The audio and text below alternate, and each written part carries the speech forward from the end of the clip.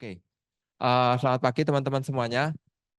Assalamualaikum warahmatullahi wabarakatuh. Salam sejahtera untuk kita semua. Namo Buddhaya, Om Swastiastu, salam kebajikan. Terima kasih atas kehadirannya di tempat ini dalam acara Arsilektor ya. Jadi di hari Jumat ini biasanya ada, kalau nggak materiality, ada Arsilektor. Intinya acara ini apa gitu. Acara ini untuk memperkenalkan teman-teman ke dunia profesional, baik itu arsitek, arsitektur related maupun dunia profesional yang lain gitu. Jadi acara ini dikemas oleh program Sarjana Arsitektur. Jadi yang punya ide itu dari program Sarjana Pak Ari dan kawan-kawan. Kemudian komunitas arsitektur secara umum juga Departemen Teknik Arsitektur dan Perencanaan mendukung ini karena menurut kami acara ini baik untuk memperkenalkan teman-teman ke dunia profesional karena endingnya Anda ya selesai kuliah di sini lulus gitu. Tapi itu adalah awal dari dunia profesional. Makanya harapannya terdapat mungkin Anda dapat wawasan dan dapat pengalaman berkenalan dengan orang-orang yang profesional di bidangnya gitu. Nah, pada hari ini kita bersyukur, terima kasih Pak Dalang dan Pak Samba sudah berkenan hadir di sini. Nah, ini Pak Dalang ini angkatan 85, arsitektur UGM 85. Pak lulus 91. Jadi gedung ini baru ini katanya gedung ini. Dulu gedungnya masih di Bata Merah ya. Bata Merah. Eh, Nanti Pak Dalang kan cerita latar belakangnya seperti apa, banyak di situ berkenan berbagi di situ, monggo. Kemudian yang kedua ada Mas Samba, Pak Samba. Ini saya manggilnya Mas atau Pak ya, itu kan karena angkatannya nggak jauh beda dengan saya. Ketok sepantaran mungkin malahan gitu kan. Mas Samba itu 95. Jadi ya selisih 10 tahun, tapi kita masih sepantaran kok. Begitu Pak Dalang. 10 ke 10. 95 tapi sudah punya biro arsitek loh. Pak Samba ini prinsipal arsitek dari Artwork Indonesia gitu. Jadi nanti bisa share pengalaman beliau berdua dan saya harap teman-teman juga aktif terlibat, bertanya juga boleh, mau mau ngapa-ngapain juga boleh, Nje. Jadi Bebas, intinya bebas. mumpung beliau berdua ada di sini karena beliau berdua sebetulnya domisilinya bukan di Yogyakarta gitu. Jadi tolong kesempatannya dimanfaatkan sebaik mungkin gitu. Nanti ada presentasi sekitar 45 menit dari Pak Dalang dulu, kemudian dilanjutkan dengan Terfundi. Saya pengen membuka sedikit Oh, Mbak sampai buka ya. sedikit boleh. Jih, monggo monggo. Pak Dalang. Makasih Mas Alex ya. Jadi kemarin yang sekedar cerita sedikit, bulan lalu ya kalau nggak salah, ada pelantikan Katap Gama di Jakarta dan saya ketemu Pak Hari ya, Mas Hari, kemudian ditawarin atau diminta untuk memberikan kuliah tamu di UGM. Terus saya pikir karena saya sedang ada pekerjaan di Jogja dan juga ini alma mater saya, apa salahnya kita memberikan wawasan ataupun pengetahuan yang saya tahu. Orang di Facebook aja saya menulis untuk semua orang, apalagi untuk adik-adik yang notabene adik kelas saya sendiri. Maka saya meinikan ke Mas Hari, topiknya adalah pentingnya memahami construction management dalam praktek berarsitektur. Karena dalam praktek arsitektur itu selalu akan ada tiga pihak saja, tidak lebih. Tiga pihak saja yang terlibat, yaitu adalah konsultan, kontraktor, dan pengawas. Owner, kemudian birokrasi untuk perizinan dan sebagainya kita abaikan ya, kita nggak bicarakan. Tapi yang terlibat langsung hanya konsultan, kontraktor, dan pengawas. Nah, ini yang akan kita bahas pagi ini. Dan untuk kesempatan pertama mungkin Mas Samba dulu yang akan mempresentasikan apa saja sih yang harus dikerjakan jika kalian nanti bekerja sebagai arsitek. Banyak arsitek sudah merasa bisa membuat gambar di tampak potongan terus ngaku arsitek. Lah itu bagi saya itu tak salentrik itu begitu. Karena gambarnya belum sama sekali belum bunyi. Nanti saya juga membawa contoh arsitek udah umur-umur 35, kerjaan apa itu kerjaannya di Subang, saya yang mengerjakan akhirnya banyak masalah.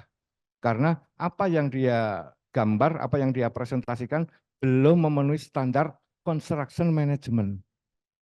Nanti saya yang akan menguraikan apa itu construction management. Kesempatan pertama kepada Pak Mas Samba untuk presentasi di bidang konsultan atau desain ya. Kalau Mas Hamba desain. Gitu. Silakan Mas Hamba. Baik, terima kasih. Selamat pagi semua. Senang kembali ke kampus, walaupun ini pertama kali saya bicara di kampusnya sendiri ya. Sebelumnya ada beberapa kali di kampus lain justru termasuk ke tim UI. Adik-adik, tulisannya kecil. Jadi saya ini lulusan Arsitek UGM, angkatan 95, udah jauh ya. Lulus tahun 2000, sejak tahun 2000 saya sudah di apa istilahnya ya, sudah inden ya. Ada konsultan yang mau saya masuk di situ. Setelah itu pelan-pelan ke beberapa konsultan. Jadi eh, dulu di LG Associate namanya. Dari 98 ada irisan ketika saya masih kuliah. Jadi kuliah sambil bekerja di Jakarta. Itu historinya, ceritanya adalah kalau 1 bulan itu ada 4 minggu, maka 3 minggu saya ke Jakarta, 1 minggu di kampus. Makanya dosen dulu pada nyariin, ini Samba mana kok nggak pernah kuliah gitu kan. Tapi challenge-nya adalah, Pak yang penting saya ikut ujian gitu kan. Dan ujian syukurnya lolos. Kemudian saya pindah di L&B Design ini sebenarnya spesialisasinya di interior design. Ownernya itu kebetulan adalah Ibu Lea Aziz. Ibu Lea Aziz itu kemarin tahun lalu adalah ketua HDI Pusat. And then pindah ke Arcadia Design. Arcadia Design ini banyak mengerjakan, mungkin kalau di anak-anak muda itu M-Block, Post-Block ya sekarang yang terkenal itu Arcadia Design. Dan kemudian pindah lagi masuk ke PAI. Nah, yang menarik di sini adalah PAI ini sebenarnya konsultan besar. Tetapi setiap kali ketemu mahasiswa tak tanya, ada yang tahu PAI nggak? Nggak ada yang tahu PAI.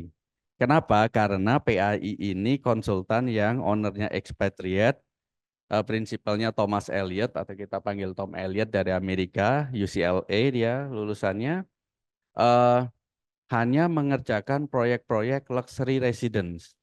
Apa itu luxury residence di Jakarta? Rumah-rumah yang dimiliki oleh para konglomerat atau pejabat top level. Sehingga objek-objek seperti itu tidak boleh sembarangan dipublikasi. Karena tidak ada publikasi, maka tidak mudah diketahui. Dan untuk masuk ke sana saringannya cukup ketat karena beberapa katakanlah the best candidate itu harus difilter. Masuk ke situ kita banyak sekali belajar tentang mostly bangunannya klasik. How to make an classic arsitektur itu sebuah challenge yang luar biasa karena kita harus paham historinya, kita harus paham proporsi, kita harus paham tentang komposisi dan lain sebagainya, even sampai ke material yang kita pakai. Jadi waktu kita kerja di PAI itu dulu udah hal yang lumrah kalau kita datengin marmer dari Italia, sanitary dari Jerman. Pintu jendela kita datengin dari Belgia. Untuk handle-nya khusus kita datangkan dari Inggris. Itu hal yang biasa. Tetapi sayangnya karena objeknya tidak boleh sembarangan dipublikasi, nah ini yang jadi banyak yang tidak paham. Padahal kesempatan untuk kita belajar itu banyak di situ. Nah, nanti akan kelihatan di beberapa proyek saya pun katakanlah ketularan hal yang sama. Hal yang sama adalah tidak boleh terlalu diekspos. Makanya mungkin teman-teman banyak yang berpikir kalau mau magang nyari arsitek yang terkenal atau sekarang itu sebenarnya apa? Starsitek ya. Starsitek. Instagramnya followernya banyak. Kalaupun turun sedikit karena generasi sekarang generasi Instagram Mas. Kalau kita masih Facebook kan. Nah kalau yang di Facebook mungkin juga apa namanya friend-nya banyak gitu ya. Ya oke, that's one of apa ya a choice untuk kalian gitu ya. Tetapi the real world-nya mungkin agak berbeda. Makanya saya tadi kasih satu contoh, PAI ada yang tahu nggak? Eh, Kalau ada yang tahu, aku yakin nggak ada lebih dari 5% gitu ya. Karena Itu sangat amazing, proyek-proyeknya amazing. Nanti karena saya ketularan proyeknya PAI, nanti akan kita tunjukkan beberapa di antaranya. Oke, next adalah kita masuk ke materinya ya. Di sini saya lebih fokus pengen cerita tentang, let's say it's about design story. It's logic in design. Bagaimana kita menghadapi bahwa kita itu sekolah kuliah di arsitektur, menghadapi ilmu arsitektur, bagaimana to prepare untuk menghadapi dunia realita di luar sana. Nah, ini juga saya coba ambil, nanti ada story tentang 3 hal pokok yang harus dipahami dalam membuat, katakanlah let's say a good design. Karena tadi seperti yang Pak Alex sampaikan, dalam praktek di luar sana, saya pernah di antara komunitas arsitek praktek di Jakarta, ngumpul, mingle, terus ada pertanyaan begini, Samba, kamu dari UGM ya? Iya, kenapa? Aku bilang gitu. Tumben ada anak UGM berpraktek. Sampai ada statement seperti itu kan kadang-kadang nohok gitu kan. What? Karena yang nongol biasanya kalau nggak UI, Parayangan, Trisakti, dan lain sebagainya gitu. Terus daripada jawabnya ribet, aku jawab pakai jawaban sederhana. Ya karena gue kan product of error. Selesai. Error itu artinya adalah lain daripada yang lain. Tetapi itu sebenarnya satire.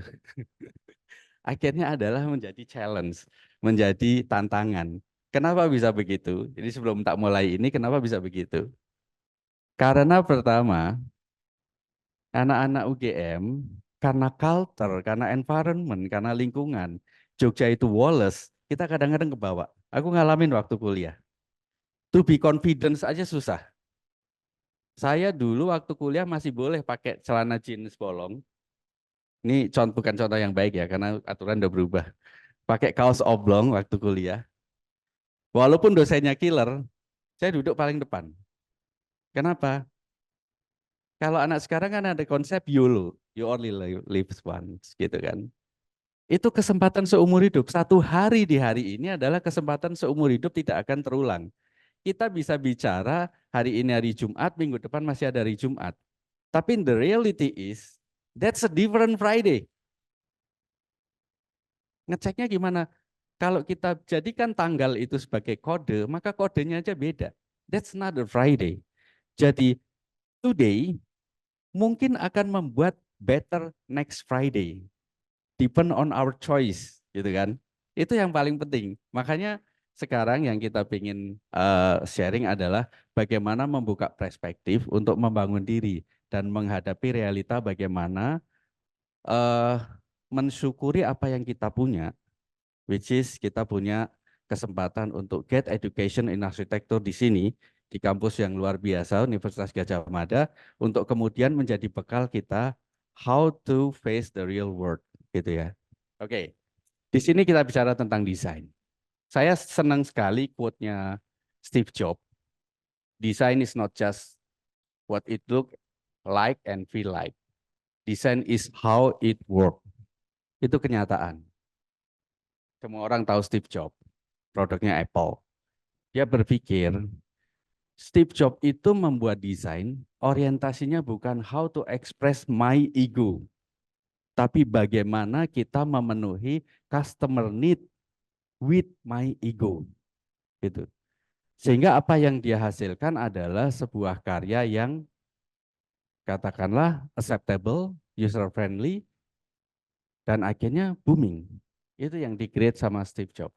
Dan di sini saya mengutip kenapa desain is how it work yang menjadi salah satu asal dari nama company saya. Nah, sekarang tentang desain. Pengertian desain adalah kegiatan kreatif untuk merencanakan dan merancang sesuatu yang umumnya fungsional. Ini ada kata fungsional. Dan tidak ada sebelumnya. Tidak ada sebelumnya ini subjektif ya. Artinya depend on the case. Dalam rangka menyelesaikan satu masalah tertentu agar memiliki nilai lebih dan menjadi bermanfaat bagi penggunanya. Kalau kita googling di internet banyak sekali istilah tentang desain, tetapi saya memilih definisi ini karena di sini ada beberapa kata kunci. Pertama, fungsional, itu penting di situ, menyelesaikan suatu masalah tertentu. Jadi desain harus menjadi problem solving untuk lingkungan. Dan ini memiliki nilai lebih. Yang terakhir adalah bermanfaat. That's design supposed to be. Oke, next. Kita semua tahu ada 3 penekanan dalam desain. Ada venustas, utilitas, dan firmitas. Saya rasa semua teman-teman sudah memahami ini dan lebih dalam tentu diajarkan oleh para senior dosen yang ada di sini. Jadi secara garis besar kita ada juga memahami dalam arsitektur itu ada 3 visual pokok yang harus kita pahami adalah form, space, and order. Itu kenapa saking pentingnya dijadikan judul buku oleh Francis Dekaching. Saya kadang suka iseng. Kalau tak tanya, siapa yang punya buku Dekaching tentang form, space, order? Aku rasa semua akan angkat tangan. Tetapi giliran ditanya, siapa yang sudah pernah membaca habis dan mempelajari bukunya? Terus pada malu-malu. Nah, itu kenyataan yang terjadi. Jadi buku itu bukan sesuatu yang sifatnya kayak plug and play, semacam software yang kalau kita punya otomatis kita paham, itu enggak. Butuh perjuangan untuk memahami itu. Next, kita harus memahami dalam arsitektur ketika kita bicara bentuk, ada point, ada line, ada 2D, ada 3D. Di sini tolong perspektif kita tentang arsitektur kita perluas dari sisi humanism, dari sisi kemanusiaan itu sendiri. Kenapa Da Vinci menggunakan lambang manusia untuk bicara tentang skala? Karena objek sesungguhnya dari arsitektur itu bukan bangunan, tetapi manusia. Manusia yang di dalamnya yang tinggal di situ, manusia yang memiliki bangunan itu, menggunakan bangunan itu, manusia yang membangun, manusia yang mendesain, dan manusia yang memiliki. Itu fokusnya. Itu kenapa arsitek. Sesungguhnya praktek arsitek itu harus mampu menjauhkan dari personal ego. Karena kalau personal ego yang ditonjolkan, nanti 3 pokok tadi, firmitas, utilitas itu nanti bisa terabaikan. Kita hanya fokus akhirnya hanya di venustas. Padahal tidak semuanya itu hanya terpaku di sini. Ini biasanya melekat di pihak lain. Nah, ini yang harus hati-hati ya. Nah, di sini pembelajaran tentang bagaimana menempatkan humanity adalah kita itu hanya satu titik. Ketika kita, let's say kita berkeluarga atau kita berpartner, kita itu kayak line. Ada 2 garis karena menghubungkan 2 titik. Tetapi dalam keluarga terus kita punya anak itu punya keturunan sehingga ada dimensinya melebar. Tetapi dalam lingkungan sosial kita menjadi ruang 3 dimensi. Ada pihak-pihak lain yang dipertimbangkan. Dalam pola pikir arsitektur pun kita harus begitu. Nah, sekarang mengerucut sedikit tentang pemahaman dalam desain. Ketika kita mencoba untuk menghadirkan good design, ada banyak komponen yang harus kita pahami tentang line, color, texture, size, space, value, dan shape. Ada banyak komponen, tetapi to make a good design, fokus pada 3 yang paling utama, shape, color, and texture. Nanti kita kasih tahu di situ. So, kita akan fokus pada 3 hal pokok adalah shape, color, and texture. 3 basic komponen untuk membuat a good design. Saya nyebutnya sebagai 3 magic atau magic of 3 atau logic of 3. Tergantung dari sudut pandang. Nah, kita mulai dari warna. Supaya nanti cepat karena saya ingin bicara desain sekilas, nanti kita akan bicara tentang arsitektur dalam praktek dan nanti akan diteruskan oleh Pak Endarto atau Pak Dalang dari sisi pelaksanaan lapangan. Apa sih pentingnya warna dalam desain? Nih, warna memiliki efek sendiri terhadap psikologi seseorang. Ini yang harus digarisbawahi psikologi ya. Psikologi itu bisa real atau bisa unreal. Karena setiap warna memancarkan panjang gelombang energi tertentu dan berbeda satu sama lain. Bagian belakang ini adalah pendefisiannya. Misalnya ketika kita bicara salah satu aplikasi warna. Warna itu memberi keindahan, memberi nambah nuansa. Teman-teman mungkin tahu misalnya ada coklat round M&M ya. M&M itu warnanya kan banyak. Orang saking terbiasa dengan taste related with color terhadap banyak hal. Mereka berpikir bahwa yang kuning itu adalah rasa, let's say rasa mango or something. Orange ini ya rasa orange, ini rasa mint dan lain sebagainya. Padahal beda warna nggak ada rasa yang berubah. Tetapi manusia kebablasan terus berpikir seolah-olah ini itu warnanya jadi memiliki cita rasa tersendiri. Coba dikasih ke anak-anak. Anak-anak mungkin akan berebut. Aku mau dong warna biru karena aku suka mint, aku warna merah dong suka apa. Padahal sebenarnya it's just a color. Makanya kadang-kadang ini pembelajaran sederhana bahwa color can change perspective of someone acceptance. Itu penting. Nah, misalnya ini, mau dikasih warna apapun, orang akan lihat itu jeruk. Atau kita balik. Ini hanya ordinary jeruk, tetapi begitu kita kasih warna, mungkin orang akan lebih tertarik, orang lebih happy. Yang jelas adalah acceptance-nya berbeda. Itu pentingnya warna. Dalam arsitektur ada warna yang diberlakukan secara naif, tetapi memberi ambience yang berbeda. Anda bayangkan kalau ini misalnya warnanya sama, so boring. Ruangnya menjadi ruang yang boring, ruang yang katakanlah terlalu sesak dan lain sebagainya, tetapi dengan warna ada sense of psikologi yang terbangun di situ. Ini lorong yang sederhana, tapi kalau warnanya biasa aja flat, mungkin it's a silent space. Tapi di sini seolah-olah ada ruang yang ada gairah dalam ruang ini hanya karena hadirnya warna merah. Sesimpel itu warna. Komponen kedua adalah tekstur. Ini juga penting dalam desain. Ini sebenarnya beberapa komponen yang saya ambil untuk desain interior terutama. Kenapa? Karena kalau kita bicara arsitektur bisa lebih panjang lagi dan tema kali ini sebenarnya lebih ke arah desain in practice atau sampai ke konstruksi.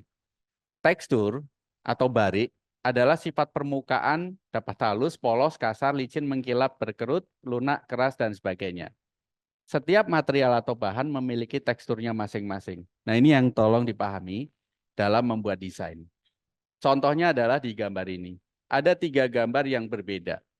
Tetapi kalau kita tampilkan, masing-masing gambar ini memunculkan katakanlah penangkapan atau acceptance yang berbeda. Let's say yang kanan. Orang akan melihat itu sebagai sesuatu yang lembut. Padahal ya kita bicara as reality, ini hanya tekstur, ini hanya gambar. Katakanlah kalau kita pegang, lembutnya nggak ada, tapi kita bisa feel kalau itu seolah sesuatu yang lembut. Begitu juga sebaliknya, ketika ada dinding bentuknya seperti ini, mungkin orang cenderung untuk tidak mendekat. Karena akan rontok dan lain sebagainya. Pada prakteknya misalnya, ini hal yang sederhana. Kenapa di sini dicowak dengan batu koral? Karena ini memberi space supaya orang tidak berjalan terlalu mepet mendekati dinding yang notabene permukaannya kasar. Itu adalah treatment arsitektur. Kenapa? Karena kalau ini ruang publik terus ada orang lewat terlalu dekat, terus kesenggol dan lecet, itu bisa jadi isu. Kalau di Indonesia mungkin masih cukup minta maaf, tapi kalau di negara maju itu bisa jadi legal issue. Nah, ini yang harus kita perhatikan. Kita harus belajar ke arah sana. Jadi tekstur itu bisa diaplikasikan dalam banyak hal.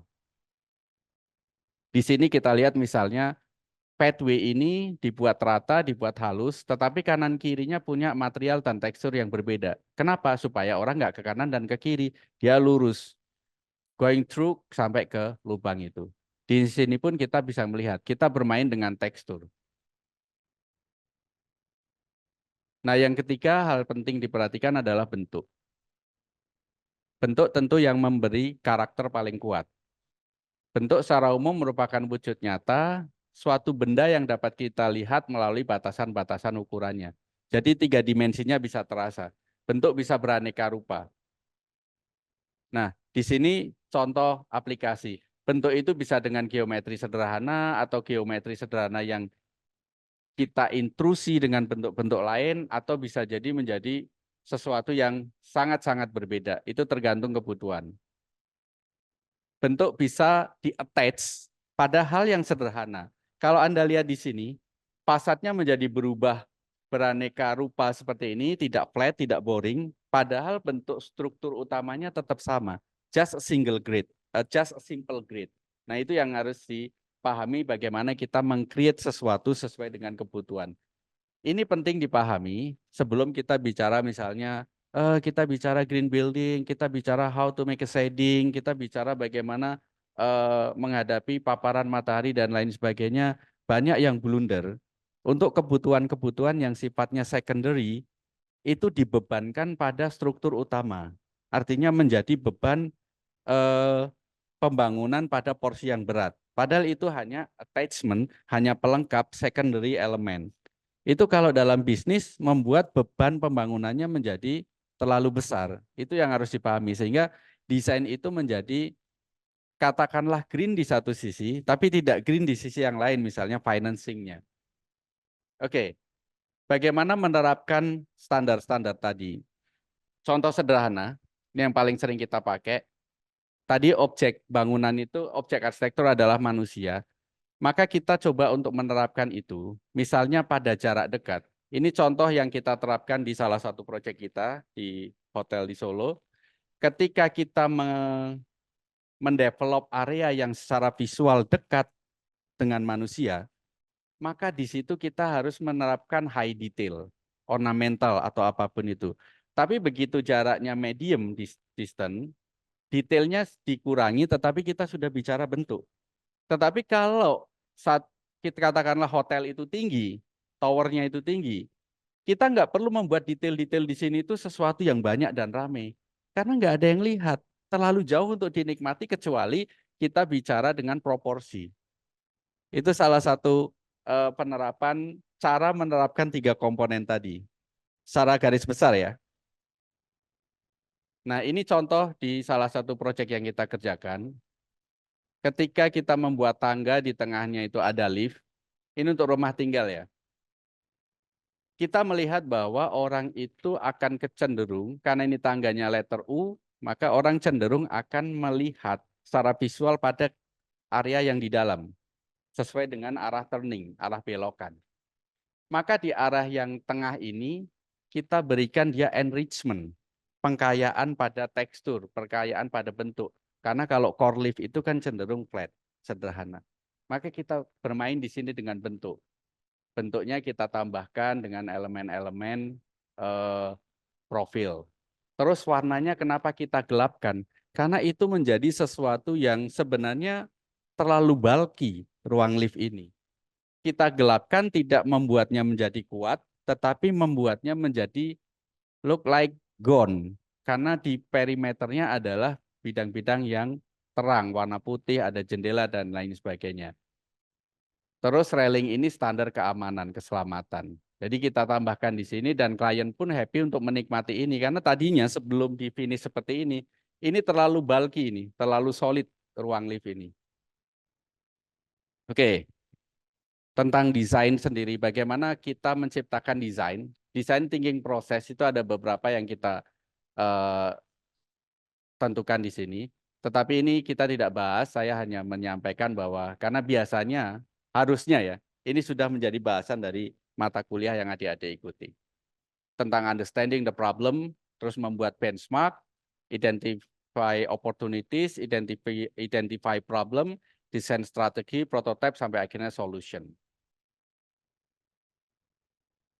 Nah ini beberapa contoh yang kita sudah terapkan. Ketika kita memulai desain, kita menentukan ini, hal yang sederhana, hal yang sepele, tapi ini penting. Ya, color palette ini penting untuk menentukan ambience apa sih yang akan kita create di situ. Misalnya ruang berganti juga nanti akan ambience-nya akan seperti apa. Nah di sini, ketika ruangnya berbeda, memungkinkan palette-nya berubah. Tetapi ketika ini pada satu bangunan yang sama, tentukan warna-warna yang menjadi pengikat, warna-warna yang repeat, warna-warna yang berulang, sehingga ada kesinambungan antar ruang yang berbeda. Di sini warna gelapnya masih tetap ada, tetapi dikombinasi dengan warna lain. Komposisi antara warna gelap dan terang, ini tergantung fungsi ruang, tergantung ambience yang akan kita create. termasuk ruang outdoor sampai ruang indoor. Bagaimana eksklusivitas itu akan kita create di situ. Ini contoh sederhana. Saya rasa teman-teman mungkin sudah sering ya mengerjakan hal seperti ini dalam tugas kuliah. Nah, ini memasuki prinsip tentang desain arsitektur dalam dunia praktek. Tadi adalah sekedar pengantar bagaimana pemahaman dari sisi desain. Ini pengamatan saya ketika lulus kuliah, terus bingung mau kerja apa. Dari sejak kerja praktek itu mengamati gimana sih dunia kerja yang ada di luar sana. Di dalam ilmu arsitektur sebenarnya ada 9 elemen yang core di tengahnya adalah desain. Seringkali kita masih terfokus hanya pada area tengah itu. Bagaimana membuat good design, bagaimana membuat good design itu arahnya bagaimana membuat good looking object. Selama ini fokusnya di sini. Padahal behind a good design itu kita harus memahami 8 komponen yang lain. 8 komponen lain itu terdiri dari kita harus paham tentang dasar-dasar ilmu marketing. Kenapa kita harus sadar?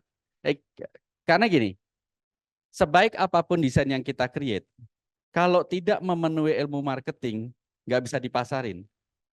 Sehingga hanya menjadi sebuah cerita atau koleksi gambar di dalam studio kita. Pemahaman tentang regulation. Tanpa regulation, bangunan yang kita desain tidak mungkin boleh dibangun. Jadi kita harus memahami dasar-dasar itu. Terus kita harus paham tentang function.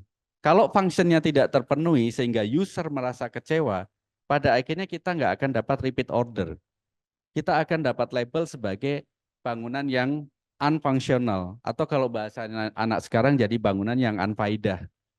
Itu yang perlu dipahami. Terus aspek bisnis. Bisnis itu relatif dengan marketing. Bagaimana membuat desain kita itu bisa menjadi object of business buat diri kita, buat studio kita, dan juga buat orang yang mengorder desain kita. Itu harus kita pahami. Di sisi lain kita harus paham dari sisi engineering. Engineering ini lebih kepada how to make our design can be built. Kita memang arsitektur. Di luar sana ketika saya berpraktek, saya tidak perlu memikirkan struktur, tidak perlu memikirkan MEP-nya. Tetapi pada kenyataannya bangunan yang kita desain, kalau kita tidak memperhitungkan struktur dan MEP dari awal, bangunan itu nggak akan bisa terbangun dengan baik. Jadi dalam praktek saya di arsitektur, kita punya perumpamaan itu seperti ini. Kalau bangunan itu analoginya adalah satu tubuh manusia, maka arsitektur itu menjadi kulit, menjadi looks, menjadi personifikasi dari objek itu sendiri. Tetapi kita butuh teman-teman struktur untuk mendesain kekuatan struktur, itu ibaratnya adalah tulang-tulangnya di dalamnya, itu harus kuat untuk menjadi manusia sehat. Sementara MEP adalah segala saraf, segala urat nadi, segala organ yang menunjang tubuh manusia ini menjadi sehat dan menjadi good looking. Itu prinsipnya. Maka seringkali dalam konstruksi kadang-kadang MEP itu nggak terlalu kelihatan, diabaikan. Kalau diabaikan manusia, ibaratnya satu sosok manusia, ketika salah satu organnya nggak bisa berfungsi dengan baik, there will be problem. Atau manusianya udah ganteng, good looking, tetapi ternyata desain itu strukturnya nggak kuat. Berarti itu juga menjadi another problem. Jadi kayak manusia udah ganteng, keren, tetapi ternyata tulangnya rapuh. That's a problem. Terus 3 komponen tersisa adalah sustainable, ini sering dibahas tentu di kuliah, apalagi sekarang menjadi tren. Environment, bagaimana kita memahami lingkungan, dan tentu yang terakhir adalah psychology. Psychology ini adalah lebih banyak pada psychology of user. End user itu menjadi objek yang paling utama. Makanya di sini saya suka istilahnya dari Dr. Ralph Specht, ini dulu CEO-nya Jaguar. Dia bilang gini, if you think good design is expensive, you should look at the cost of bad design. Ya, kita ada beberapa proyek hotel. Saya kenal beberapa klien pemilik hotel misalnya.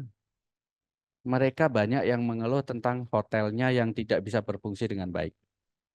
Tetapi keluhan-keluhan seperti ini tidak bisa di-open ke publik. Karena begitu keluhan seperti ini keluar ke publik, hotelnya makin jatuh lagi. Nggak ada orang yang mau datang. Okupansinya akan makin rendah. Jadi, kadang-kadang banyak arsitek mendesain dengan ego arsitekturnya. Yang jadi korban adalah orang lain. Itu saya sebut sebagai victim of arsitektur. Mereka harus menanggung derita sepanjang operasionalnya bangunan. Apakah memang kita akan jadi seperti itu? Kan harusnya nggak boleh. So, knowledge untuk desain itu penting. Nah, di sini dalam pengamatanku ya, dari sisi praktek, desain yang kita pelajari itu sebenarnya baru 40% untuk modal menjadi good architect. Kenapa arsitek itu kalau kita mengacu ke aturan di luar yang diadop oleh Undang-Undang Arsitektur melalui DAI harus magang dulu 2 tahun. Karena komponen yang biru ini akan banyak didapat ketika kita ikut magang atau ikut praktek kerja di biro konsultan. Kita bisa memahami marketing, 5%-nya harus dipenuhi. Regulation 10% harus dipenuhi. Function 5%, di sini ada percentage-nya. Kalau kita bisa memahami ini, maka dijumlah dengan 40% capability of our design, kita bisa menjadi a good architect karena kita punya power 100%. Ibaratnya baterai kita kalau handphone itu sudah 100%. Nah, di sini dalam dunia praktek nanti akan didetailkan oleh Pak Dalang tentang kaitannya. Di dalam praktek mendesain, kita punya ada 3 fase pokok dalam desain itu sendiri. Pertama, fase arsitektural. Kita bicara tentang desain, revision, preliminary budget, penetapan budget awal, itu penting. Ini saya yakin, ini sesuatu yang mungkin masih asing. Jadi kita seolah-olah, makanya tadi Mas Dalang sempat cerita bahwa banyak sekali kadang belum lulus atau baru lulus sudah ngaku arsitek. Pertanyaannya, are you sure udah paham tentang komponen-komponen ini untuk membuat si klien itu nyaman dengan hasil yang kita create. Ingat ya, banyak arsitek mendesain, bangunannya udah jadi, and then permasalahan yang melekat di bangunan itu menjadi beban pemilik rumah. Si arsiteknya kemana? Sudah sibuk dengan proyek lain untuk diposting.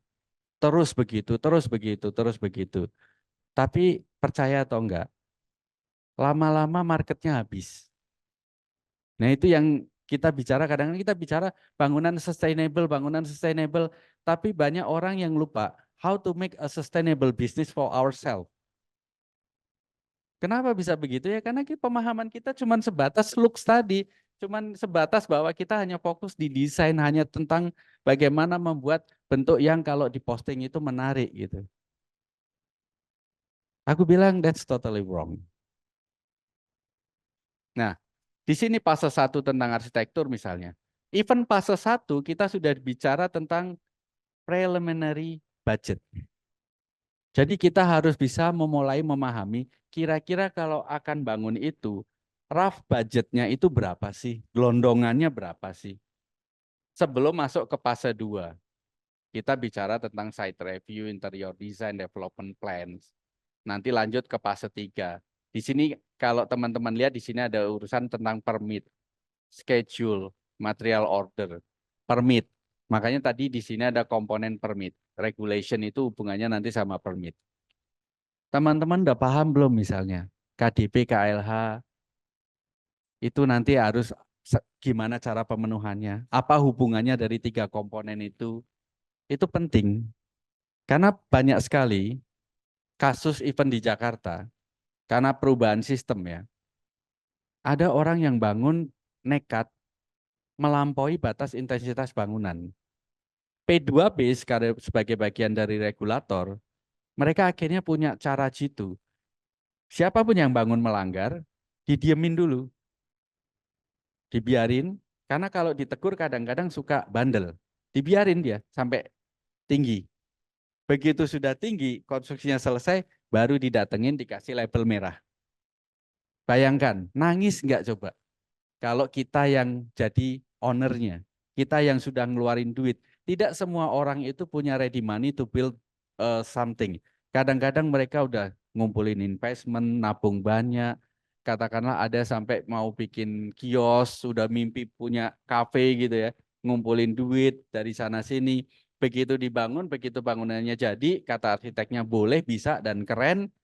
Begitu mau selesai, tiba-tiba segel. Anda tidak boleh mendirikan kafe di sini. Kenapa? Karena ternyata arsiteknya nggak tahu tentang peruntukan, regulasi tentang peruntukan lahan. Terus Anda membangun melampaui batas ketinggian bangunan. Karena ternyata arsiteknya nggak tahu tentang batas ketinggian bangunan. Even GSB-nya dilanggar, KDH-nya nggak dipenuhi, dan lain sebagainya. Arsiteknya biasanya kabur, tetapi hati-hati. Mulai 2017 sedang dikuatkan bahwa arsitek menurut UU Arsitek menyatakan arsitek itu bisa dituntut, bisa kena legal issue. Dan ini mulai terjadi.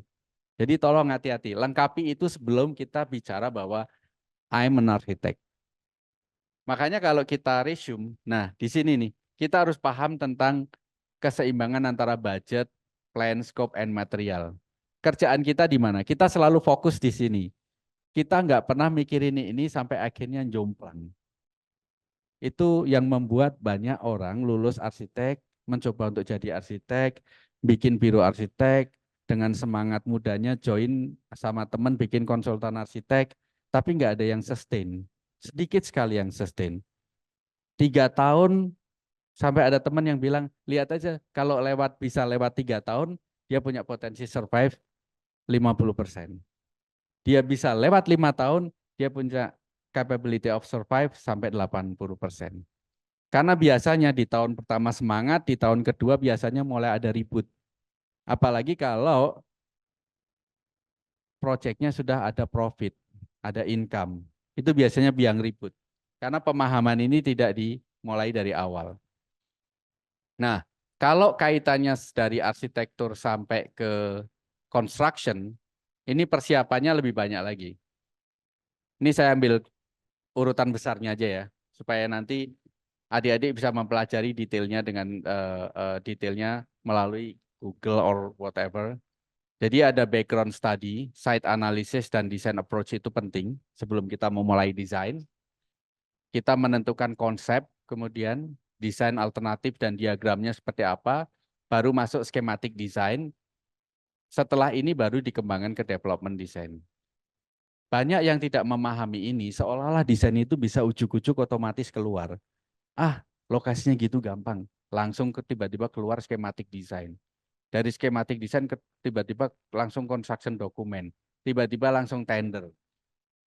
Kalau proyek mungkin masih rumah kecil nggak apa-apa, tapi kalau nanti proyeknya sudah complicated, you have to be careful. Dari skematik desain jump up ke design development, semua ada fasenya. Baru kita bicara construction dokumen yang harus dipenuhi. Baru kita nanti bicara bidding. Baru bidding itu tender ya. Baru nanti ada design implementation and construction. Kemudian terakhir adalah final acceptance and maintenance procedure. Karena kemarin terakhir saya diundang oleh otorita IKN untuk membantu memberikan masukan tentang maintenance prosedur untuk bangunan di IKN. Karena pemahaman di sini harus kita penuhi dulu.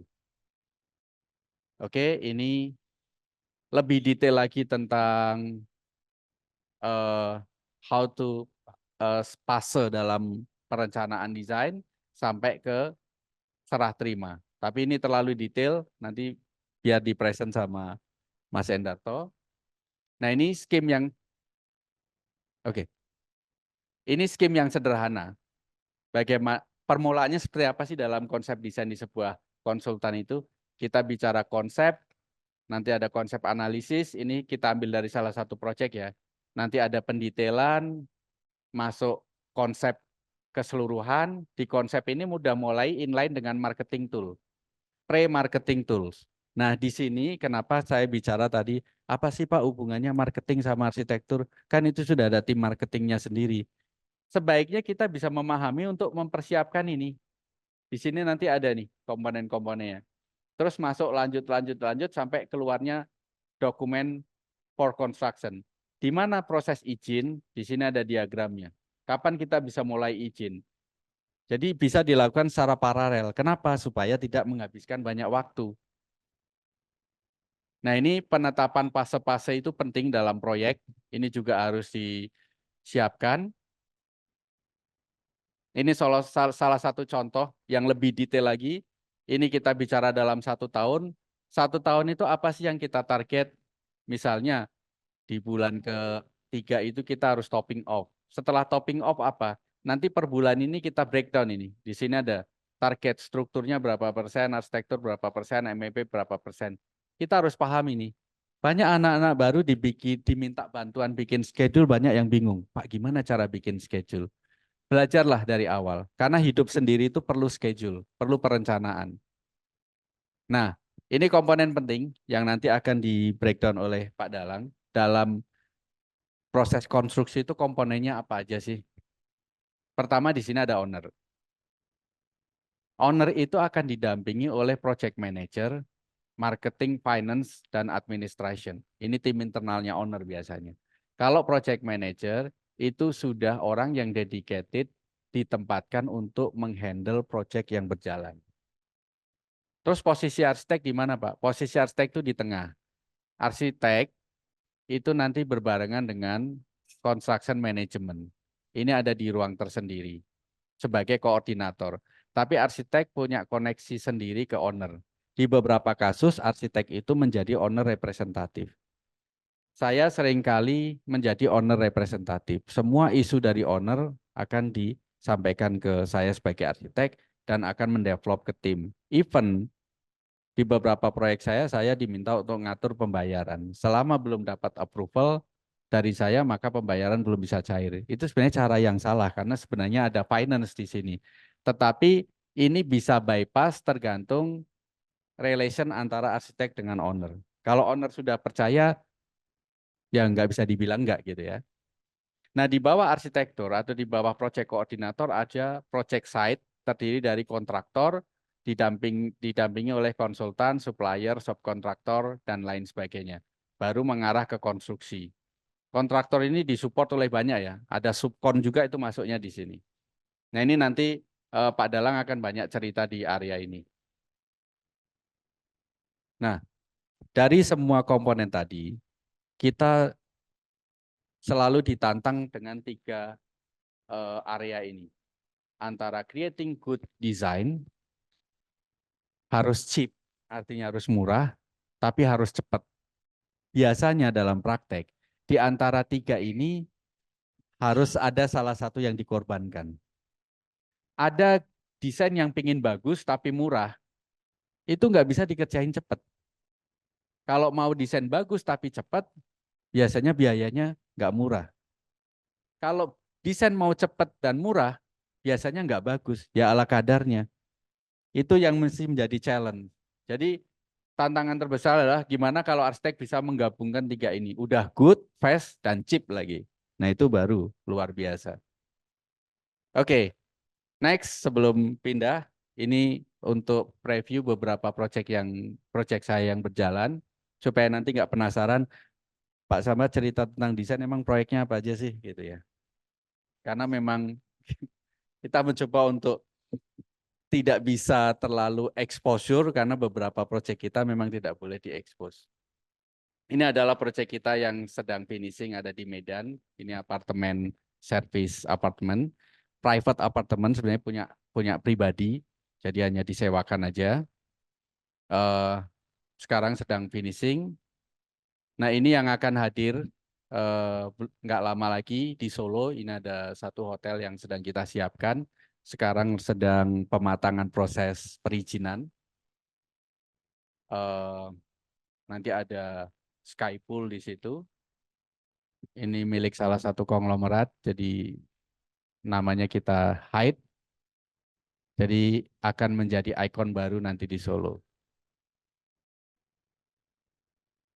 Nah, di sini kalau dilihat ya, dalam konsepsi pembelajaran desain kalau kita bicara hotel, hotel itu tinggi, tapi tidak semuanya adalah ruang yang bisa dijual. Dijual dalam arti ruang sewa atau kamar ya. Coba Anda perhatikan di sini. Biru hijau ini adalah ruang disewa, ini adalah ruang reguler, ini adalah suite. Ini hampir separuh dari keseluruhan tinggi bangunan. Yang lainnya ini bagaimana tetap mempunyai nilai jual atau menghasilkan katakanlah income, itu bagian dari yang harus sanggup dipikirkan oleh arsitek.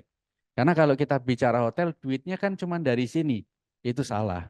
Bagaimana ini menjadi fasilitas yang seolah-olah gratis tapi tetap menghasilkan income, itu bagian dari pemahaman yang harus dikuasai oleh arsitek. Nah, ini tentu proyek yang sedang jadi sorotan baik di Indonesia maupun di dunia adalah IKN. Kemarin saya dapat tugas khusus untuk mendesain klaster rumah dinas menteri di IKN. Atau bahasa formalnya adalah RTJM, Rumah Tapak Jabatan Menteri. Ini ada 2 lot, 105 dan 104. Kurang lebih tampilannya akan seperti ini, tetapi dia akan tercover oleh banyak pohon karena konsep yang diminta Presiden adalah rumah di dalam hutan. Jadi ketika nanti akan banyak pohon yang menutupi, maka bangunannya tidak saya desain dengan banyak detail, kita desain dengan sederhana, yang kita kuatkan adalah proporsi dan komposisi. Kenapa bisa begitu? Karena bangunan ini akan dilihat dari sela-sela pohon. Kalau terlalu banyak detail akan sia-sia. Tapi ketika kita bicara proporsi yang kuat, secara siluet, dia sudah menunjukkan bangunannya itu sendiri. Bahkan kemarin di Detik sudah berapa kali tayang ya. Ini kurang lebih akan seperti ini.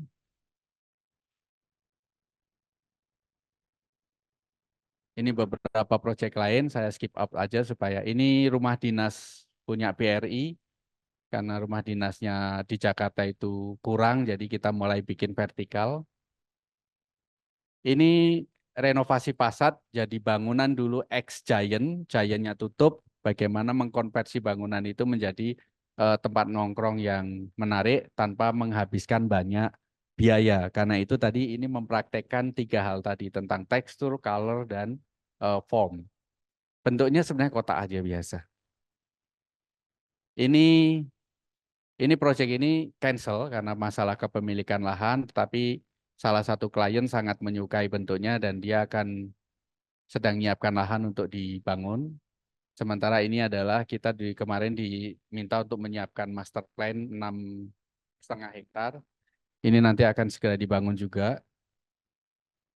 Ini renovasi hotel di Bali yang kita kerjakan, sekarang sedang finishing. Ini proyek perumahan di Bali, termasuk proyek kelas middle up. Ini yang baru kemarin saya tengok di Bali progresnya. Ini beberapa rumah yang, nah ini rumah ini, cerita sederhananya adalah, ini rumah dinas BRI. Di sini saya membuat nomor rumah, itu mengadop logonya BRI. Jadi mungkin ini hal kecil, nggak signifikan, tetapi kadang-kadang bagaimana kita mencari celah untuk menginline-kan sesuatu itu penting. Perhatian pada detail itu penting. Kenapa yang ini kecil, yang ini gede? Karena skala jarak pandangnya berbeda. Itu hal-hal sederhana yang harus diperhatikan. Ini rumah, salah satu rumah, bisa dibilang rumah mewah walaupun ukurannya kecil, karena ini hanya 1.200 meter persegi. Di Jakarta sudah jadi huni. Kurang lebih ya kelasnya akan seperti ini. Jadi ruangannya itu harus glamour. Nah ini rumah kita desain dengan bentuk klasik sederhana karena masuk kawasan konservasi. Nah kita pemahaman tentang regulasi salah satunya itu. Terus kita desain dengan detail yang tidak terlalu banyak karena existingnya di sini pohonnya gede-gede. Rumah ini persis di sebelahnya calon presiden. Jadi kemarin kita sudah siapkan akan disewa oleh kedutaan Korea untuk untuk Duta Besar Korea Selatan. Mereka udah berapa kali kunjungan dan udah agree mau pakai ini. Tetapi isu berkembang adalah karena bersebelahan dengan bakal RI 1, maka besar kemungkinan tidak boleh dihuni oleh foreign, ya, orang asing. Nah itu nanti kemungkinan akan dibatalkan. Oh ya siap. Nah, ini beberapa detail. And then ini yang terakhir adalah ini salah satu rumah mewah yang kita kerjakan di Jakarta. Waktu itu Mas Hendarto juga terlibat. Karena ini desain preliminary awal, maka saya tayang. Kalau layout yang final nggak boleh ditayang. Ini rumah luasnya 3.000 meter persegi. Bisa bayangkan rumah 3.000 meter persegi di Jakarta dengan basement. Ya, semua komponennya pompa dan lain sebagainya setara dengan apartemen. Ini desain awal jadi tak tayang, nggak apa-apa. Kurang lebih interiornya seperti ini, yang finalnya. Ini punya ada home theater sendiri. Beberapa proyek komersil yang kita kerjakan dan kita ada rencana pengembangan master plan untuk 75 hektar di Surabaya. Ini akan ongoing. Nah, ini saya cuma mau menunjukkan bahwa di IKN, kalau ketika kita mengunggulkan kualitas, maka kita akan dengan sendirinya punya energi positif dan akan ditempatkan pada posisi positif. Ini semua tahu dan beliau-beliau ini bukan orang sembarangan, tapi saya bisa di situ karena sebuah kepercayaan. Nah, itu yang harus dibangun oleh adik-adik. Jangan pernah minder sama anak parahyangan UI, ITB dan yang lain sebagainya. Kita bisa kok. Kita sanggup kok. Nah, ini Bu Dubes Korea Selatan. Kurang lebih itu yang bisa saya ceritakan ya. Terima kasih. Ya, terima kasih Pak Samba atas sharingnya. Ini langsung kita lanjut saja, Pak Indarto. Perkenalan dulu sepertinya. Ya, terima kasih Mas Alex ya. Perlu saya perkenalkan kalau nama panggung saya kan pakai MHD Dalang ya, itu di Facebook memang terkenal seperti itu, tapi nama asli saya adalah Muhammad Endarto. Tapi karena terlanjur dikenal dipanggil dengan Pak Dalang ya saya pakai nama itu sajalah, kayaknya unik.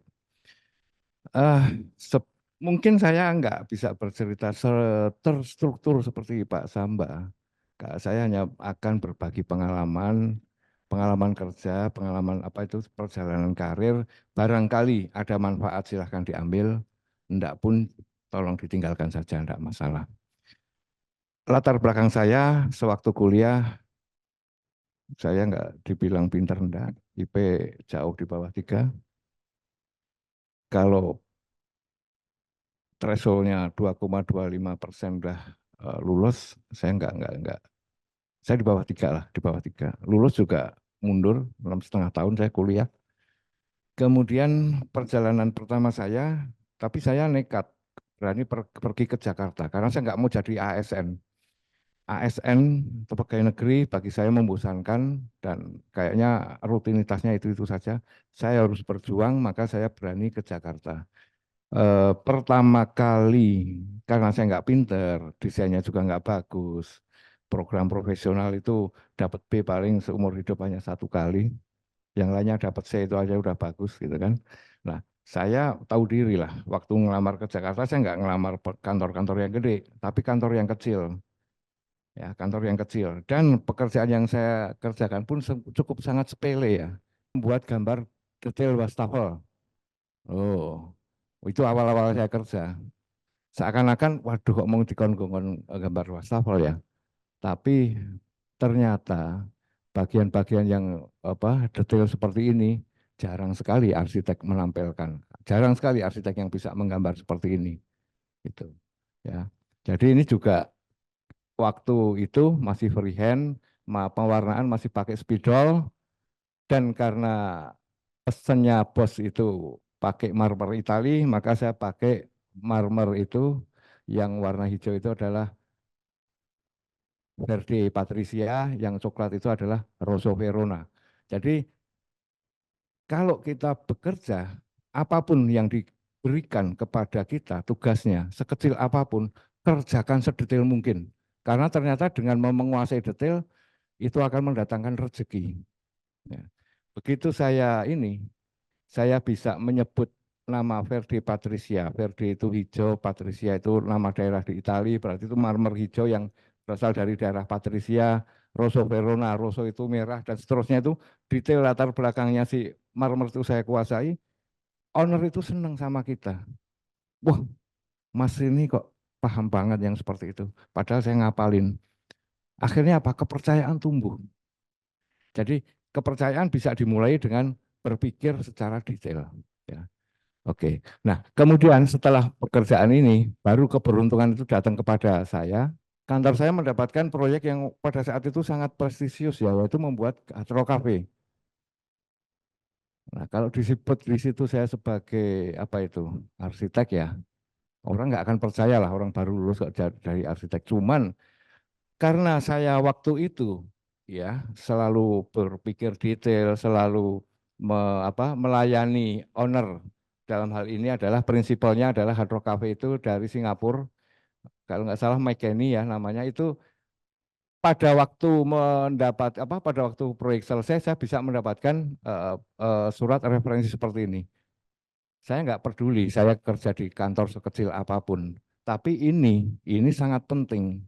Ini akhirnya membuat dengan bekal referensi ini, membuat saya selalu diterima, dipanggil untuk tes di kantor yang lainnya. Ini karena waktu itu sangat terkenal nih Hard Rock Cafe pada waktu tahun 90-an. Setelah dari kantor itu saya pikir karena saya nggak saya pikir kantor itu terlalu kecil, saya nggak mungkin berkembang begitu ya. Kemudian saya pindah ke kantor yang pengen nyoba bidang lain yaitu bidang properti. Adanya di waktu itu kantornya di Pecenongan dan kemudian saya di sana juga sempat dikirim ke Pulau Christmas ya, sebelah selatan Cilacap, membuat fasilitas itu shopping arcade ya, itu sketsa tangan saya itu tahun berapa itu, 94 kalau nggak salah. Itu di sebelah selatan Pulau Christmas. Itu fasilitas belanja untuk melengkapi fasilitas yang ada di sana yaitu kasino. Jadi bos saya dulu kayak tokoh itulah tokoh perjudian lah. Ya, saya nggak peduli, yang penting saya dapat kerjaan kan begitu, ya kan? Ini saya asal aja sketch-sketch gitu, setelah selesai ya sudah. Keberuntungan berikutnya, setelah itu saya juga apa, mengerjakan juga vilanya bos saya yang di Puncak, itu hanya membuat detail, itu kaca patri, stained glass. Itu desain saya, sepele, tapi detail saya kalau berpikir detail, itu bisa dilaksanakan. Begitu gambar itu saya kasih siapa? Kasih tukang kaca patri, dia udah tahu langsung, oh ya udah Pak, udah cukup dilaksanakan bisa. Nah, dari sini kemudian saya dioper ke lapangan, yaitu ke di lapangan yaitu di proyek Akasia. Ternyata di sana sebagai pengawas. Nah, jadi pengawas bangunan yang tadi saya bilang, bidang yang ada di lapangan itu hanya 3 macam. Kalau tidak jadi konsultan kayak Pak Samba, jadi pengawas, ya jadi kontraktor. Saya di sana jadi pengawas sebagai posisi yang paling bawah itu, supervisor arsitektur.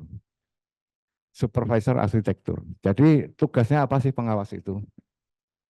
Apakah tukang kerja ditongkrongin? Enggak. Ternyata pengawas itu kita kenal dengan nama manajemen konstruksi atau istilah luarnya construction management, makanya topiknya saya ambil itu. Itu adalah tugasnya membuat aturan atau mengatur hubungan kerja antara konsultan dan kontraktor. Sebab kalau nggak diatur itu, konsultan sama kontraktor, arsitek sama kontraktor itu suka berantem. Arsitek gambarnya merasa sudah paling lengkap, sudah paling benar, padahal di lapangan itu ketawa, yang jadi ini ketawa. Sebagai contoh yang tadi proyek disampaikan Pak Samba yang di mana itu yang rumah di Brawijaya yang 3.000 meter, itu putus di tengah jalan. Karena apa? Saya lihat ada faktor kaidah CM yang dilanggar. Tapi itu enggak untuk dibahas di sini. Ada kaidah CM yang dilanggar. Makanya saya bilang CM itu adalah kunci dari suksesnya proyek. Ya, tugasnya adalah mengatur hubungan kerja. Ceritanya gimana sih sampai ada itu CM, Construction Management? itu sekitar 15 tahun sebelum Sumpah Pemuda, berarti tahun 1913-an ya. Kalau Sumpah Pemuda 1928, itu insinyur-insinyur dari Prancis, Swiss, dan juga Belgia, 3 negara itu mengadakan pertemuan di Belgia. Kemudian mereka sepakat membentuk FIDIC, FIDIC. FIDIC itu Federation Internationale des Ingenieurs Consul. Mohon maaf kalau pengucapan bahasa Prancis saya nggak benar karena saya dulu SMA jurusannya IPA. IPA dapatnya bahasa Jerman. IPA itu dapatnya bahasa Jerman. Saya dulu di SMA 8 ya, sini dulu SMPB, itu dapatnya bahasa Jerman, sehingga yang dapat bahasa Prancis itu jurusan IPS. Jadi saya kalau suruh ngucapin bahasa Prancis nggak fasih, lebih fasih bahasa Jerman, walaupun hanya pengucapan. Nah, itu FIDIC itu tahun sekian merumuskan aturan-aturan yang mengatur hubungan antara konsultan dan pemborong, kemudian diadopsi oleh Kementerian PU, dalam hal ini Dinas Cipta Karya ya, mungkin zamannya Orde Baru mungkin ya. Nah, kemudian dari situ yang dikenal dengan istilah buku biru. Nah, sewaktu di hotel tadi itu saya bilang ini proyek hotel ini saya berkesempatan, wah bukunya tebal ya, buku yang berkaitan dengan itu tebal itu banyak itu aturan itu banyak. Jadi misalnya yang mengatur tentang kontrak, mengatur tentang apa ya, mengatur tentang kontrak, tentang apa hubungan dan prestasi, tentang schedule dan sebagainya itu dibahas di situ. Nah, itu kalau apa namanya di sini saya posisinya sebagai supervisor arsitektur. Tugasnya apa? Bentar, saya agak mundur. Jadi tadi sayangnya Mas Samba belum memberi sampel apa itu, belum sempat memberi contoh itu ya, apa gambar yang harus diproduksi oleh arsitek atau oleh konsultan. Jadi gambar yang harus diproduksi oleh arsitek itu bukan gambar yang sering kalian bikin, tapi berupa gambar DED. Harusnya tadi bisa ditampilkan jadi tahu bahwa gambar DED itu produknya seperti itu. Nah, gambar DED yang harus ditampilkan jadi gini, kalau sudah di proyek itu arsitek akan menyerahkan adalah gambar DED dilengkapi dengan BQ, dilengkapi dengan RAB, atau itu RAB versinya konsultan disebut Engineer Estimate, dilengkapi dengan RKS. Setelah itu diserahkan ke ini pihak construction management, nanti diterima construction manager dan akan akan direview oleh para site engineer. Zaman saya tahun 90-an, review gambar itu masih secara manual. Jadi gambar satu persatu ditelusurin lewat manual. Ya kalau gambar struktur yang ngoreksi juga orang struktur, orang teknik sipil. Kalau orang gambar arsitek yang menelusuri adalah site engineer yang berarsitek. Karena sebanyak sekali kejadian itu antara gambar arsitek dan gambar struktur itu tidak sinkron. Sehingga kalau dilaksanakan nanti akan bermasalah. Gambar arsitektur tinggi plafon sekian tidak sinkron terhadap gambar MEP, terutama gambar AC ductingnya. Ya, itu sehingga perlu ditelusurin, direview apakah gambar yang diproduksi oleh arsitek itu sudah lengkap, sudah benar. Kalau belum dikembalikan. Pada zaman saya ini bisa beberapa bulan untuk mereview gambar arsitek yang tebalnya sekian, ukurannya A0, gede banget. Kalau sekarang nggak perlu berbulan-bulan, sudah ada software ya, BIM ya, Building Information Modeling ya kalau nggak salah ya. Itu nggak sampai semenit, itu proyek segede rumah sakit ini, Rumah Sakit Sarjito, Ibu dan Anak ini yang proyeknya lagi berlangsung, itu pengawasnya adalah PT Cakra Manggilingan, itu senior kita juga, angkatan 74 ya, senior kita juga. Kalian kalau lebih pengen tahu tentang CM, nanti saya rekomendasi untuk bisa belajar di sana. Itu konsultannya Pandu dari Bandung. dimasukkan software itu mungkin pakai Revit atau apa ya, itu dalam waktu nggak sampai semenit ketahuan, langsung ketahuan ada 4.600 penyimpangan gambar. Apakah itu sudah merupakan konsultan yang baik? Jadi mohon maaf jangan sok-sokan sebagai arsitek. Ya, buktinya begitu dimasukin Revit itu langsung keluar 4.600 penyimpangan arsitektur terhadap MEP. Contohnya ini, misalnya denah lantai ke lantai itu misalnya floor to floor-nya 3.600 atau 360 cm, 3,6 meter. Bentangannya 6 meter, berarti baloknya 1/12 bentang. Hitungannya kan gitu ya, kurang lebih jadi 50 cm. 50 cm ditambah keramik 5 cm, berarti 55. Artinya level lantai jadi ke bawah balok adalah 305. Kemudian AC-nya karena menggunakan VRV, maka dia ada ducting-nya. Ducting-nya ukurannya 30 kali 40. Tapi kenapa arsitek gambar di rencana ceiling plan, ketinggiannya 3 meter? Kan udah nggak mungkin, kan begitu. Nah itu kalau di zaman sekarang dengan BIM itu gampang sekali diketahui itunya. Tapi untuk di rumah tinggal, itu untuk proyek kecil tidak perlu pakai BIM. Nah, kemudian gambar dokumen yang sudah diserahkan dan sudah direview, seandainya sudah siap, sudah oke, maka oleh construction manager ini, oleh CM akan ditenderkan, dipanggil calon-calon pemborong, ya, ditender. Jadi gambar yang diproduksi oleh si arsitek adalah gambar DED, detail engineering design ya. Itu kemudian ada RKS, ada RAB-nya dan sebagainya. Panggillah kontraktor. Beberapa kontraktor dipanggil, mereka terima gambar itu membuat penawaran. Penawarannya ada berupa RAB juga berdasarkan gambar itu.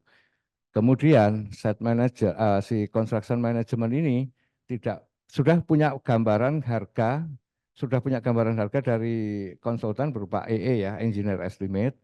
Dia juga masih kadang kalau untuk proyek besar dia juga masih kadang mempunyai estimator sendiri ya, punya QS sendiri untuk menghitung itu, dan hasil perhitungannya disebut OE, owner estimate.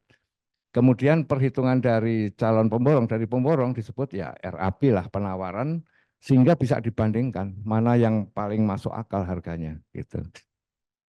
Biasanya yang dipakai patokan adalah harga dari estimator internalnya si CM, yaitu QS ya, quantity surveyor. Nah, kemudian saya posisinya di sini, Dek. Jadi begitu ini gambar sudah oke, sudah ada pemborongnya, maka pemborong yang bersangkutan pada saat mau melaksanakan pekerjaan, dia harus membuat gambar soft drawing. Soft drawing, gambar yang akan dilaksanakan. Soft drawing itu kembali lagi harus di-ACC oleh pihak CM ini. Dikoreksi oleh site engineer ini. Kalau sudah oke, diserahkan kepada site manager. Site manager lari ke saya, karena saya posisinya di paling bawah ini. Dari situ berbekal gambar soft drawing yang dari kontraktor,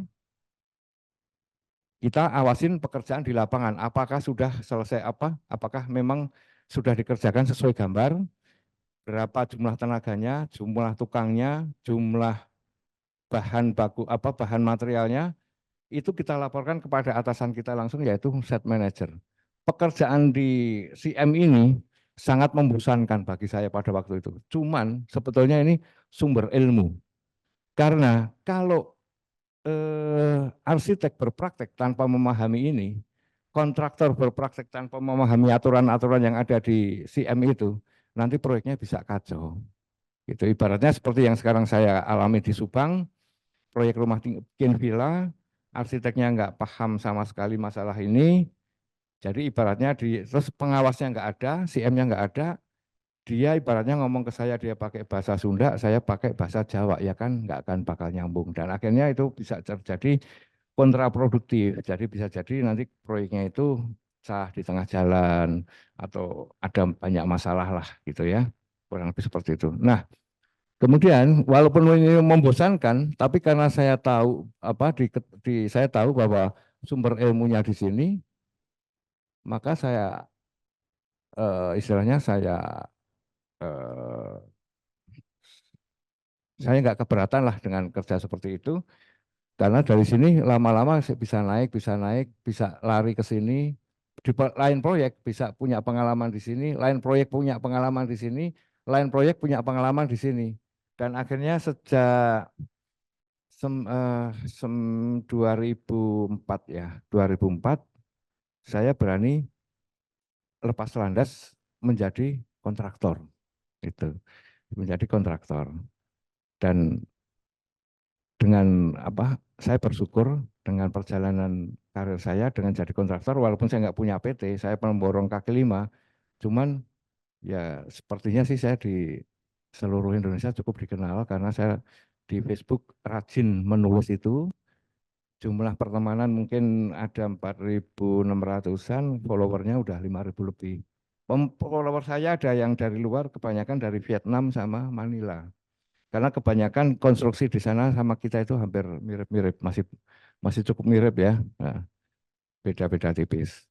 Nah, itu makanya saya hanya berkepentingan menyampaikan pengalaman kerja kepada kalian agar kalian bisa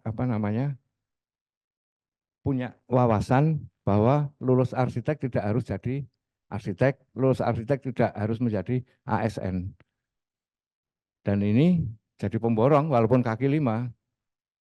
Ya, ini kalau saya iming-imingin dari sisi materinya ya, seandainya saya pensiun hari ini, secara materi saya sudah cukup untuk hidup saya sampai ini sama istri saya. Nah, artinya kalau Anda kerja, yang akan Anda cari itu adalah salah satunya adalah materi, duit gitu ya. Di kontraktor nggak salah. Besar mana ya Mbak Sam duitnya? Konsultan sama itu, arsitek sama kontraktor gede mana kira-kira? Gede kabeh lah. Sama-sama kaki lima. Nah, itulah. Kalau sesama konsultannya kaki lima, pemborongnya kaki lima kayak saya, duitnya kebanyakan saya. Maka jangan ragu, jangan pesimis dengan ora iso gambar, ora iso desain, aku ya ora iso. Nah, ini kadang kalau nanti di lapangan kalau sebagai pemborong ya, di lapangan itu kadang kita nggak bisa menolak gambar dari arsitek itu kebanyakan nggak lengkap. Ya, ini saya kasih tahu aja, ini arsitek terkenal loh, tapi saya nggak boleh sebut namanya ya. Ini arsitek terkenal, orang tahu se-Indonesia ini. Tapi untuk menyelesaikan talang aja nggak bisa. Nah, kalau saya detailnya gambar nggak lengkap, saya sebagai pemborong saya bilang, ini tolong dilengkapin dulu gambar nggak lengkap, nggak jadi proyek, nggak jadi duit, ya kan? Kalau saya koboi modelnya, gambar nggak lengkap, terima dulu, adepin di tengah jalan, ya kan? Jadi kalau misalnya belum ada desain talang, ya sudah saya bikinin. Ini dengan gambar yang sketsa yang hanya begini, ya. Ini saya panggil tukang kuda-kuda baja, orang baja, tukang sipil, kemudian tukang AC, karena itu sengnya ditekuk itu biasanya yang pintar nekuk itu tukang AC ya. Saya jelaskan begini aja udah langsung jalan, tidak ada masalah, langsung jadi. Nah inilah makanya detail-detail seperti ini kebanyakan arsitek nggak mampu mikir atau malas mikir, saya nggak tahu deh. Nggak mampu mikir atau malas mikir, saya nggak tahu. Tapi itu peluang bagi orang-orang bodoh seperti kita, seperti saya, bahwa itu jadi peluang bahwa kita masih bisa mikirin yang ke situ dan itu jadi duit. Karena saya dipercaya untuk melaksanakan pekerjaan-pekerjaan mereka, desain-desain mereka. Nah ini juga sama ini, bikin joglonya dikelilingin kolam, gambarnya gundul, Dina tampak potongan. Nah, tukang saya juga bingung ini harus gimana Pak kolamnya, ini harus gimana ya. Udah sini saya skatein sebentar. Ya. Kelebihan saya adalah membuat sketch-sketch seperti ini langsung diterapkan di lapangan. Ini kalau dihitung secara normal misalnya nilai proyeknya itu Rp10, ya saya kasih harga Rp13, Rp14, oke. Ya, jadi dapat keuntungan tambahan berapa persen itu kan gitu kurang lebih. Padahal bikin skate begini kan seberapa sulit. Tapi faktanya orang-orang apa arsitek-arsitek muda jarang yang menguasai detail. Padahal kalau itu menguasai detail, itu sudah jadi lahan pekerjaan atau lahan duit tersendiri. Sambil saya cerita dilanjut, ini mungkin hasil pekerjaan saya, biar di apa videonya ya berapa detik diganti, berapa detik diganti. Khusus rumah tinggal. Jadi pengalaman saya itu bekerja itu kalau kembali lagi, kalau kita bekerja sebagai staf terus di suatu kantor, mungkin kita bisa mencapai posisi sebagai CM, construction manager dan sebagainya. Tapi kan kita tetap aja sebagai rakyat ya, sebagai rakyat di negara yang besar. Kalau saya lebih senang jadi raja di negara yang kecil.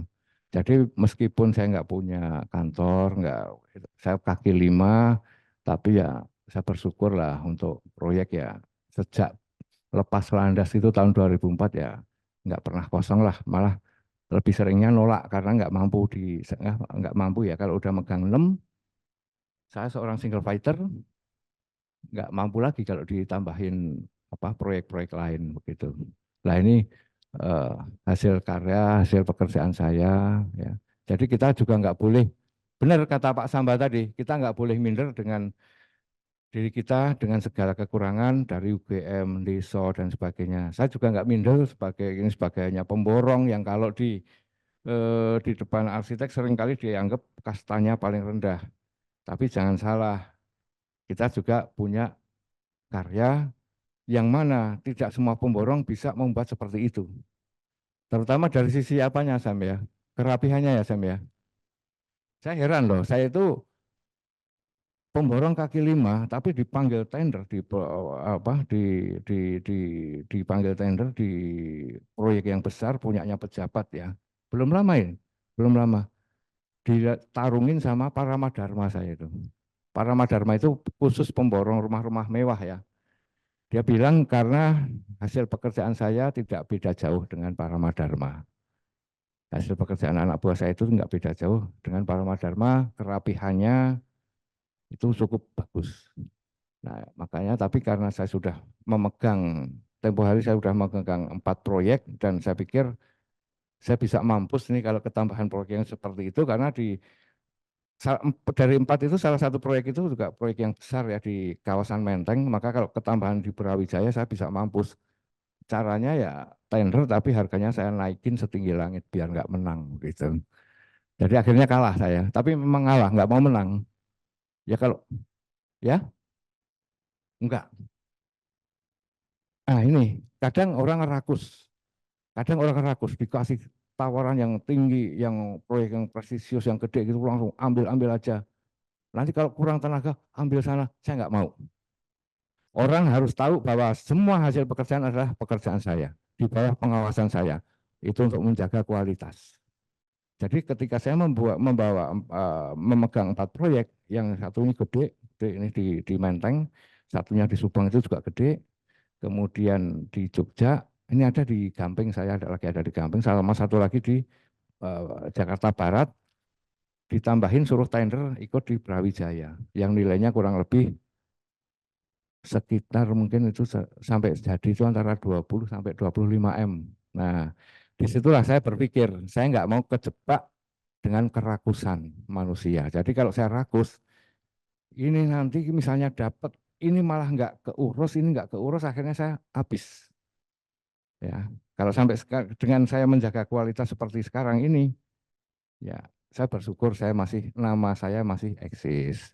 Ada terus, ini jadi kemarin 4, sekarang selesai 2, sekarang masih ada 2 di Subang sama di Jogja.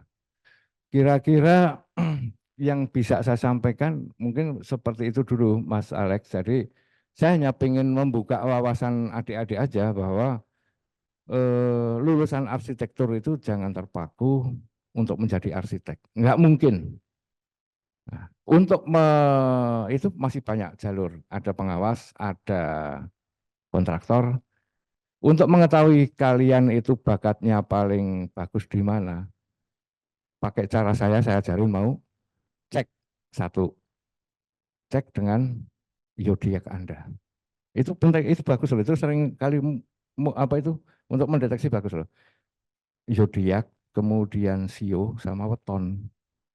Itu kelihatannya hal-hal yang kurang ilmiah. Tapi kalau Anda telusuri tiga macam itu benar. Itu 90% itu sama, itu benang merahnya.